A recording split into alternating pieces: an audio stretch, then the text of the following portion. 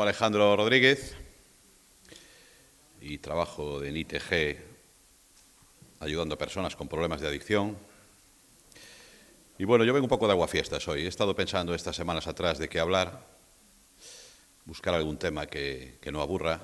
Aquí hay muchas personas hoy que me escuchan semanalmente y no quería venir con más de lo mismo.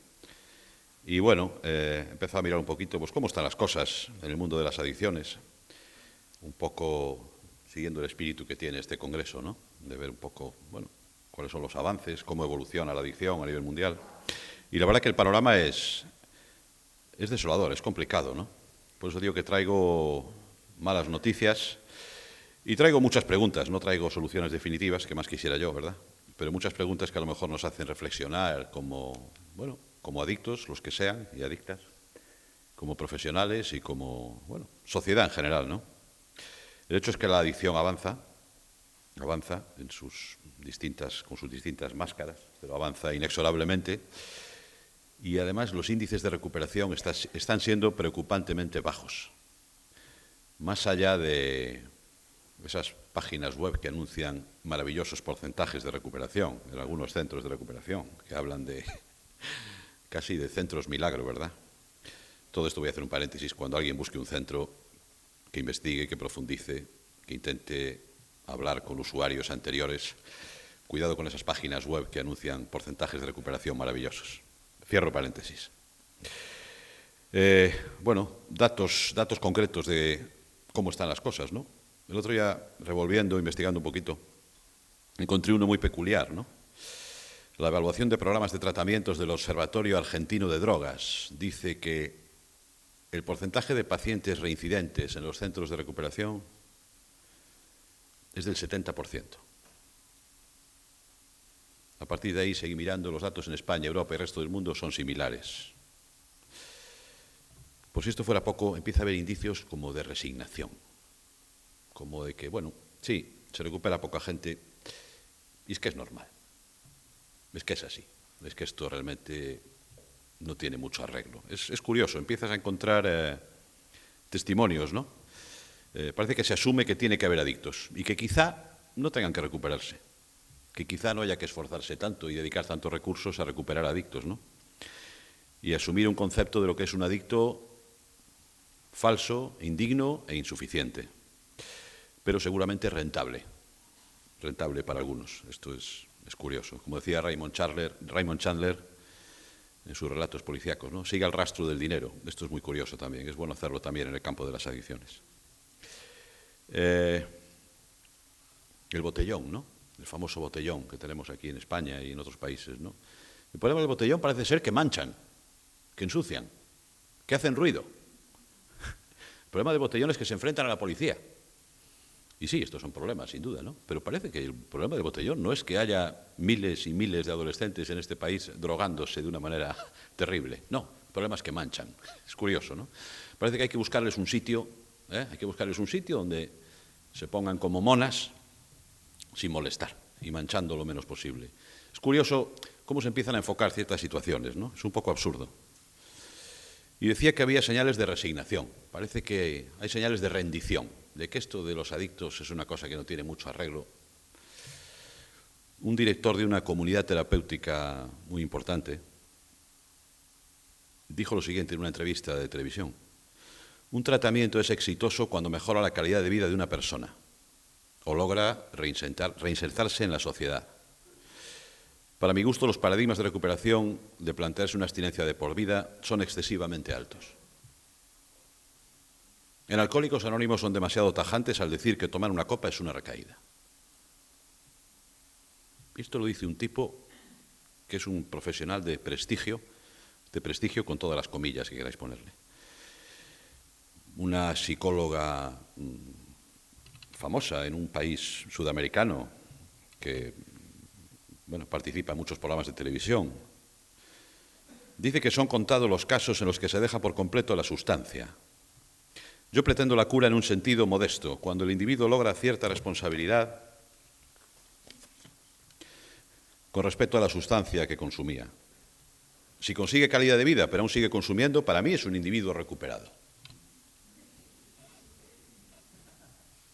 estoy hablando de personas de prestigio, de personal sanitario y de personas que ocupan importantes cargos en la administración sanitaria de algunos países. Las estadísticas, como decía, son lo que son. Fijaros, y además os invito a que lo hagáis, es muy complicado encontrar datos. Yo os reto a que conozcáis el dato de cuántas personas fallecieron el año pasado en España por consumo de benzodiazepinas. No lo vais a encontrar. Podemos saber cuántas personas han muerto por ataque de tiburón en Australia. Esa cifra es fácil encontrarla. Pero es imposible saber cuánta gente ha muerto por sobredosis de benzodiazepinas en este país. Es imposible. Me lo he mirado, os lo juro. Una estadística sobre alcoholismo en Estados Unidos habla de que solo 1 de cada 10 alcohólicos entran en recuperación y de ellos, de los que entran en recuperación, se recupera 1 de cada 10. Esto nos dice, y yo soy de letras, pero no hace falta ser un genio para ver que se recupera un alcohólico de cada 100. Hablo de Estados Unidos, no hablo de Honduras. Bien. Entonces es evidente que algo está fallando, ¿no? Algo está fallando. Desde hace años, una eminencia como Nora Volkow, ¿verdad?, al frente del NIDA, National Institute for Drug Abuse, de Estados Unidos. En teoría, el organismo más importante del mundo en cuanto a presupuesto y personal, investigación, etcétera, ¿no? Se adoptó, como decía, hace años el concepto de que esto es una enfermedad del cerebro, ¿vale? Y además lo han explicado científicamente, hay presentaciones en YouTube que podéis ver, maravillosas, y esta mujer, Nora Volkow, es una tipa brillante, que esto que vaya por delante. La Organización Mundial de la Salud, bueno, ha asumido este modelo, el DSM, la Asociación Americana de Psiquiatría, bien, enfermedad del cerebro. Y a partir de ahí se construye una industria de la recuperación. La industria farmacéutica se lleva lo suyo, como no, ¿verdad? Y a partir de ahí, bueno, se pone en marcha una maquinaria que es evidente que no funciona. No funciona. Este modelo de la enfermedad del cerebro, es cierto, el cerebro enferma. Nadie lo duda a estas alturas, ¿verdad? Aunque hay algún sector negacionista que dice que el cerebro lo que hace más que enfermar es evolucionar, adaptarse, aprender. Bueno, doctrina, letra pequeña. Lo importante es que esto no funciona. Entonces, quizá estemos cazando osos con perdigones, ¿no? Cuando uno sale de caza, yo no soy cazador, por hacer una metáfora que se entienda. Tienes que elegir el calibre, el arma, según la pieza que pretendes tomar, ¿no? Y yo creo que en el campo de las adicciones nos estamos equivocando. Es una enfermedad del cerebro, pero es algo más, es mucho más. Esto no es solo un problema de neurotransmisores, esto no es solo un problema de dopamina. Esto no se soluciona con inhibidores de la recaptación de serotonina, ¿vale? Entonces, quizá esté en nuestras manos, en los profesionales, en las personas que hemos padecido una adicción, investigar y empujar a que y presentar al gran público que esto es algo más. La ciencia, por supuesto, no quiero que se me malinterprete, tiene mucho que decir, ¿no? Y esto es una enfermedad y necesitamos ir al médico cuando estamos enfermos, que no se me malinterprete. Pero hay mucho más, hay mucho más. Quizá haya, no sé, hemos hablado ayer, tuvimos una sesión muy bonita en ITG, ¿no? Quizás haya traumas de infancia, baja autoestima, soledad, falta de cariño, desorientación, falta de modelos, falta de referentes, carencias afectivas, educativas, falta de valores, falta de sentido, falta de propósito, falta de conexión con uno mismo, una sexualidad enferma, unos valores equivocados, irracionales, adicción al dinero, a la imagen, al estatus social, a la opinión de los demás. Quizá no sabemos muy bien ni siquiera quiénes somos, ¿no? Y a partir de ahí las drogas juegan un papel fundamental en nuestra vida. Dicen que en este siglo XXI 1 de cada 3 personas padecerá depresión. Son datos de los científicos, insisto. Lo que es un hecho es que las enfermedades del sinsentido, que les llaman, ¿no? Y la adicción es una de ellas, están campando a sus anchas, ¿no? Yo llego a conclusiones, ¿no? Yo veo que quizá, lo adelantaba un poquito antes, quizá la adicción y la cantidad de adictos que hay y las preocupantes cifras de recuperación y la situación actual que describo, quizás sean, como digo, una consecuencia lógica de un sistema social y económico absurdo. Quizás seamos el coste que hay que asumir por una sociedad enferma. Yo creo que la sociedad es adicta y nosotros pagamos el pato, ¿de acuerdo? En algún artículo que escribí hace años hablaba del Homo sapiens da paso al Homo adictus. Bueno, pues curioso cómo se confirman algunas cosas, ¿no? El asunto, como decía, es que vivimos en una sociedad, en una educación, en una cultura, con unos valores que niegan la vejez, niegan la enfermedad, niegan la muerte, niegan la naturaleza. Una sociedad adicta al dinero, a la competitividad, a la excelencia. Esto de la excelencia a mí me tiene cautivado, lo de la excelencia. Lo de la mejora continua. Es una frase muy de adicto, ¿verdad? La mejora continua. Más. Producir más, comprar más. Como consecuencia, esta sociedad se convierte en una fábrica de perdedores, de fracasados. Unos pocos lo consiguen y el resto somos unos fracasados, unos frustrados, ¿no? Somos unos adictos a los likes, a los followers, al porno. Hoy no hemos hablado de esto en sucesivos, en próximas ediciones de Congreso habría que hablar del porno y de cómo nuestros niños tienen un acceso desorbitado a la pornografía, ¿verdad? Y las consecuencias que tiene. ¿Qué referentes tenemos en el deporte, en la política, en la cultura, en la música? Como diría uno del Barça hoy, es lo que hay, ¿no? En fin. Por otro lado, hablaba antes un poquito me metía un poquito antes con la política, ¿verdad? Que la política se supone que debería servir para mejorar las cosas. Antes ponía el ejemplo de la presentación al empezar el acto de cómo se ha movilizado el planeta con el COVID, ¿verdad? ¿Y con la adicción? Es curiosísimo la distinta respuesta que dan los políticos, los medios de comunicación, la sociedad en general, ¿no? Ante una pandemia y otra. Porque, insisto, si la adicción no es una pandemia, que venga alguien y me lo explique, ¿no?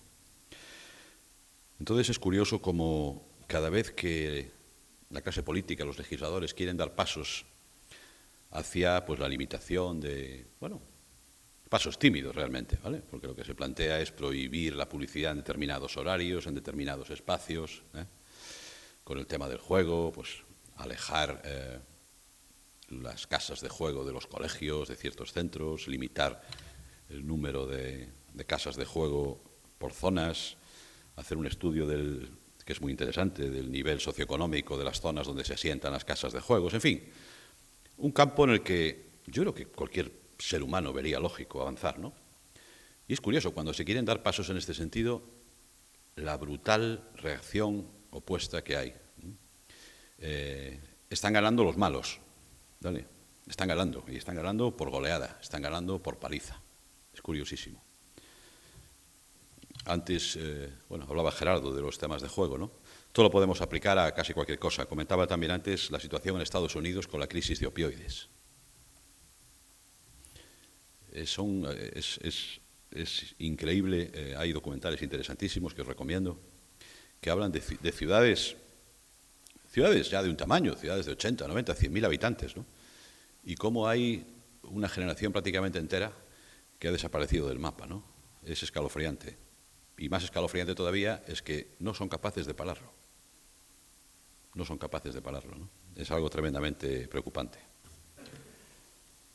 Luego surgen los debates. Ayer me preguntaban en una emisora de radio promocionando este acto, me preguntaban por la legalización, ¿no? Yo no pierdo mucho tiempo con esto. Las drogas legales matan 100 veces más personas al año que las drogas ilegales, con lo que es una polémica un poco absurda, ¿no? Me parece fantástico que si el cannabis tiene un potencial terapéutico, sanitario, pues que se investigue y que se legisle y que se organice, ¿verdad? Pero bueno, es una polémica un poco absurda cuando el alcohol y los psicofármacos matan 100 veces más personas que lo que hace el alcohol y la cocaína y la heroína, perdón. Entonces, este es el planteamiento. A partir de aquí, recuperarse, dedicarse a la recuperación desde una perspectiva, que no sea cómplice de toda esta situación que tenemos, pues nos convierte un poco casi en rebeldes, ¿no? Porque es que tenemos que dejar de jugar a un juego que está destruyéndonos, ¿no? Destruyéndonos y haciendo que la adicción avance.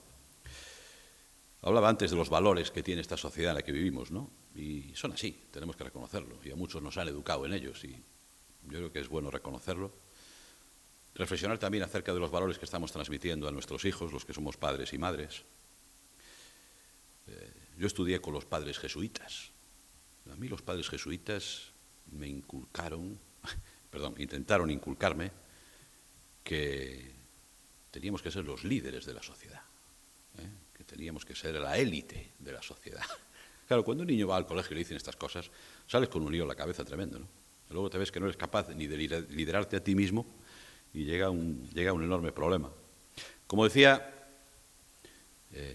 yo insisto, yo creo que en la base del problema está una sociedad enferma con valores que fabrican adictos continuamente.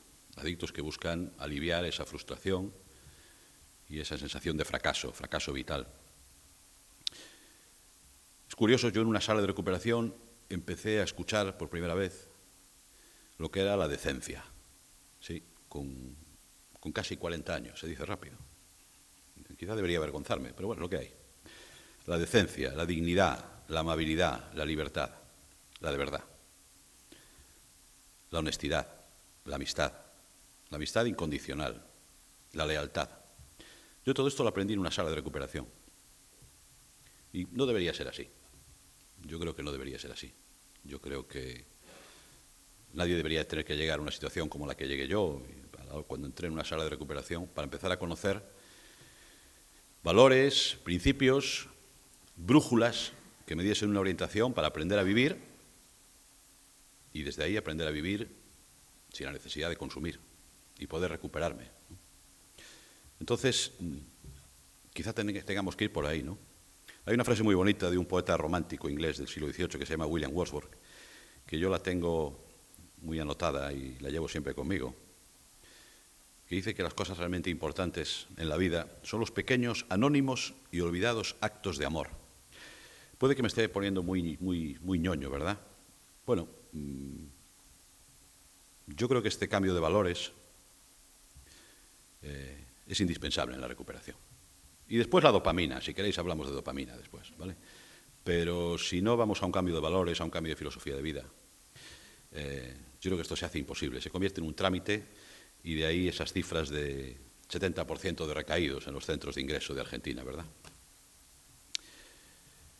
Lo que es cierto es que, bueno, además, insisto, este cambio de valores, por supuesto, hay un trabajo terapéutico, tenemos que conocernos. Esta enfermedad es muy compleja, una enfermedad emocional, y tenemos que llegar a un nivel de conocimiento de nosotros mismos muy profundo. Quizá otras personas pueden permitirse el lujo de pasar por la vida sin llegar a un nivel de conocimiento personal e íntimo como el que nosotros necesitamos. En nosotros es una necesidad, es un requisito indispensable. Necesitamos saber de dónde viene esa necesidad de distraer todos esos miedos, esas angustias, esas frustraciones, esas vergüenzas. Hay quien dice que, bueno, a vivir que son 2 días, ¿no? Esas visiones nihilistas y existencialistas que tan bien nos han venido en su día para consumir. Bueno, sí, son 2 días, o pueden ser 2 días, pero pueden ser 2 días bebiendo y de resaca, o pueden ser 2 días bonitos, útiles, que cambien el mundo para mejor y quizá la vida de otros, ¿no? Se enfadan conmigo los sanitarios, los científicos, cuando hablo de que esta es una enfermedad del alma, ¿no? Sin embargo, las personas, cuando esto lo digo en una sala de recuperación, con compañeros y con compañeras de recuperación, asienten y se me entiende perfectamente, ¿no? Y es curioso que a lo mejor, bueno, pues choque un poquito, ¿no? No avalar con datos científicos en un congreso, venir aquí y exponer cifras y datos, pero yo creo que la ciencia, como decía antes, hace un papel muy importante y tiene un papel muy importante en la recuperación, pero no lo arregla todo. Yo creo que la ciencia no lo arregla todo. Yo creo que hay algo más. E insisto que se me puede acusar a lo mejor de excesivamente filosófico, excesivamente espiritual. Otra palabra que cuando la oyen los psiquiatras dan un salto, ¿no? Hay otras herramientas, como decía, para recuperarse, ¿no? Más allá de la medicación y de las técnicas psicoterapéuticas de primera, segunda, tercera generación, hablábamos ayer de ellas también. Yo creo que necesitamos algo más, ¿no? Hay un documento que os invito a investigar también. Hoy estoy Lo estoy llevando mucho a Internet, pero es que hay un montón de cosas ahí interesantísimas que no he querido traer hoy para no llenaros de papeleo. Hay una carta fantástica que escribió Carl Jung en los años 50. Una carta que le escribió a Bill Hube. Bill Hube es este señor del que hablé antes cuando comentaba el origen de los alcohólicos anónimos, ¿verdad? Bueno, Carl Jung era una eminencia en el mundo de la psicología ya moderna, aunque es una persona nacida en el siglo XIX, estuvo en contacto durante un tiempo con Sigmund Freud, en fin, una eminencia, ¿no? Y una persona que en los años 50, bueno, pues era un referente mundial. Y los alcohólicos ricos, millonarios, que se lo podían permitir, volaban hasta su clínica en Suiza para que les curase el alcoholismo, ¿no? Y, bueno, Carl Jung, que era psicólogo y era una persona muy inteligente, llegó a la conclusión de que había algo más, ese algo más del que yo estoy hablando hoy. Carl Jung, y no yo, Carl Jung le decía a muchos alcohólicos que acudían a su consulta que la ciencia, la medicina, la psicología no tenía una solución para ellos, que ellos necesitaban algo más. Uno de los pacientes de Carl Jung que necesitaba algo más y que no encontró solución era un señor que se llamaba Rowland, que después de estar con Carl Jung, voy a contar una versión reducida de esto, terminó contactando con Bill Hube, con los Alcohólicos Anónimos. Y ya digo, venía de estar con Carl Jung y seguía bebiendo. Y al contactar con los Alcohólicos Anónimos, o con unos, digamos, primitivos Alcohólicos Anónimos, a través de una experiencia de contacto con otros alcohólicos, un cambio de valores, un cambio de filosofía de vida, una reconexión consigo mismo, consiguió dejar de beber. Y se puso en contacto con Carl Jung y le dijo, lo he conseguido. Y le explicó lo que había hecho, ¿no? Y a partir de ahí Carl Jung insistió mucho en que los alcohólicos, en aquella época se hablaba de alcohólicos, no tanto de adictos, que los alcohólicos necesitan ese algo más. Bueno, yo quería animaros hoy a buscar ese algo más. Tenemos que responsabilizarnos, insisto, hay que ir al médico, todo el mundo que viene a ITG lo mando al médico, médico, el psiquiatra, el psicólogo, todo lo que sea necesario, centros de ingreso, centros de desintoxicación, hay un periodo evidentemente médico, sanitario de la recuperación, en muchos casos, hay desintoxicaciones tremendamente complejas, pero yo os animo a no quedaros ahí, a buscar algo más, porque es necesario buscar algo más. Y lo que queremos es no solo un largo periodo de abstinencia, y lo que queremos es una buena vida y una vida con sentido y una vida plena, hay que encontrar ese algo más. Nada más, muchas gracias a todos.